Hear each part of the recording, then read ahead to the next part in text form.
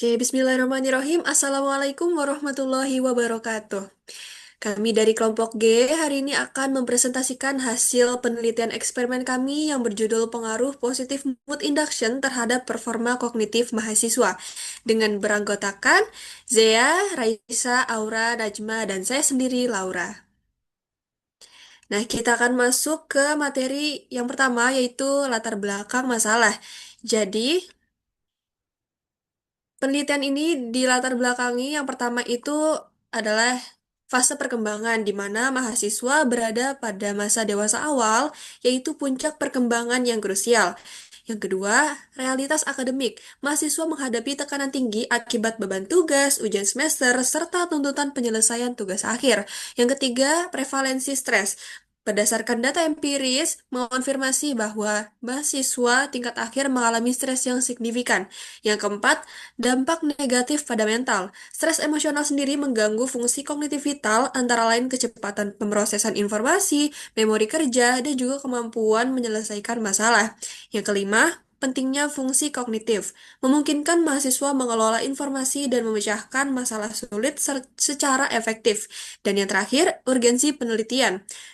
Jadi, urgensi penelitian ini diperlukannya karena diperlukannya identifikasi, intervensi sederhana untuk melindungi dan mengoptimalkan fungsi kognitif mahasiswa di tengah tekanan akademik yang intens. Baik, selanjutnya ada pertanyaan penelitian dari penelitian kami, yaitu yang pertama, bagaimana pengaruh positif mood induction terhadap performa kognitif mahasiswa? Yang kedua, apakah terdapat perbedaan performa kognitif pada mahasiswa antara kelompok yang menerima positif mood induction dan juga kelompok yang berada dalam kondisi mood netral?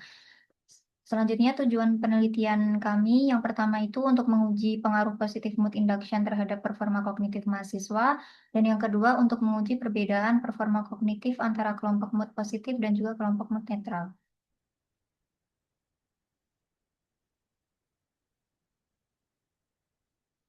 Kerangka teoritis dari penelitian kami yang pertama itu ada definisi variabelnya yang terdiri dari mood sendiri, yaitu kondisi emosional halus dan singkat yang membentuk suasana perasaan umum individu.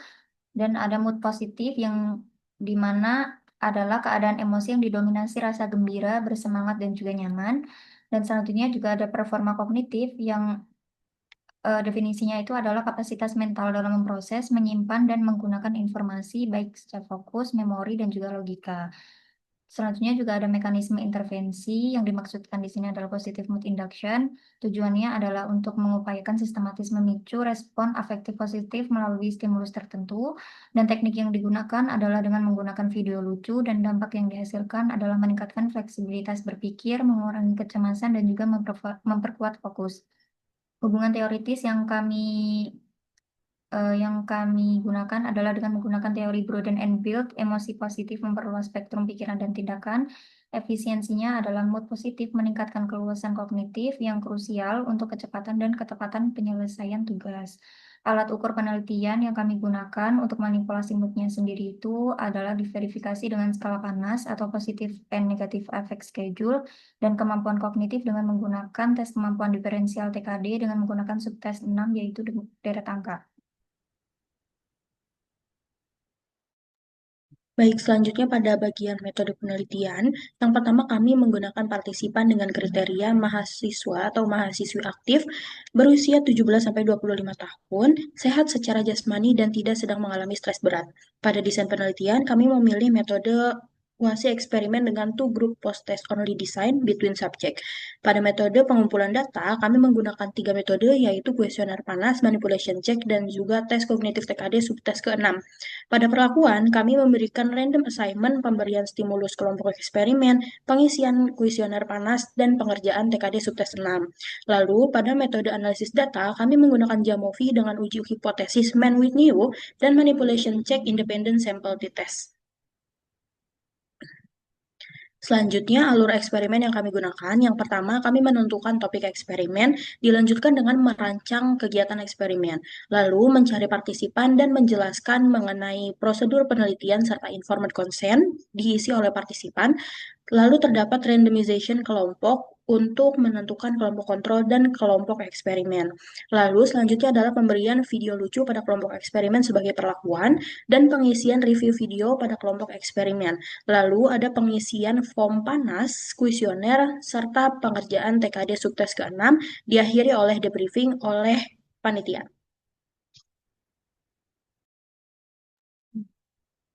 Baik, selanjutnya saya akan memaparkan hasil penelitian. Untuk menguji hipotesis penelitian, kami menggunakan uji Mann-Whitney-Yu karena jumlah partisipan relatif kecil dan data tidak sepenuhnya memenuhi asumsi parametrik.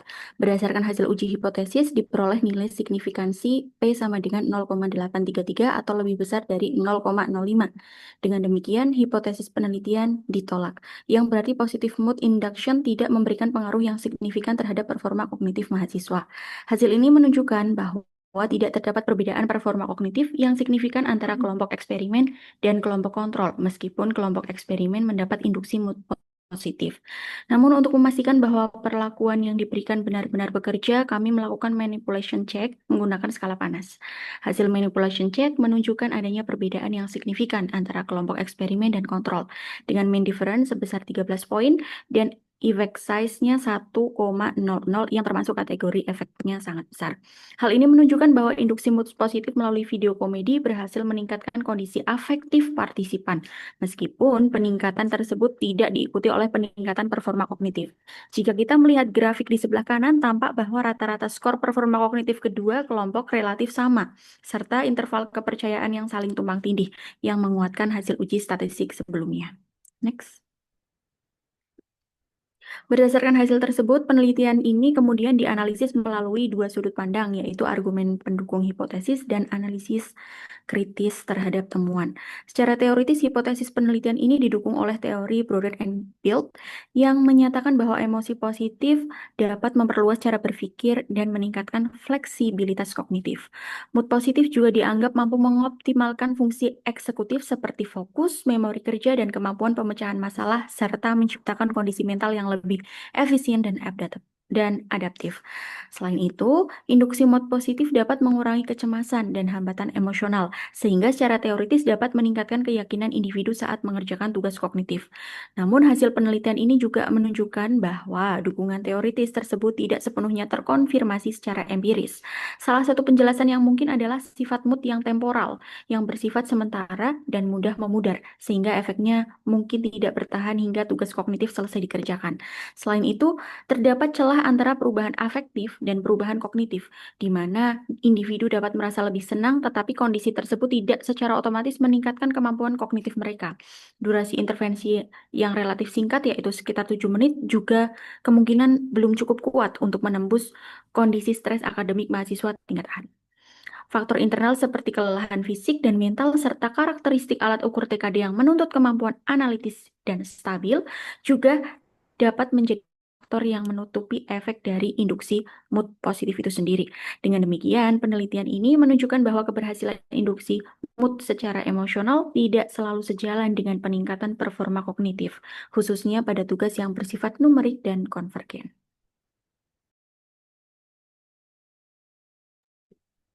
Hasil penelitian ini menunjukkan bahwa mood positif yang dibuat sementara induksi mood positif tidak selalu otomatis meningkatkan kemampuan kognitif, khususnya dalam hitungan angka atau numerik.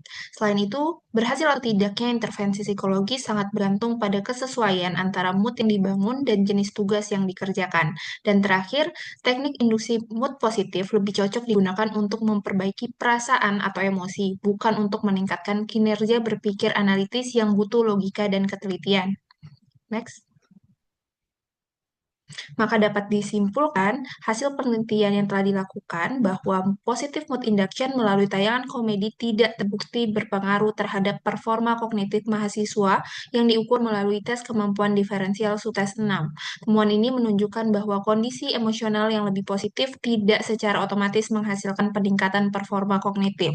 Keterbatasan yang pertama adalah jumlah partisipan relatif kecil sehingga generalisasi hasil penelitian masih terbatas.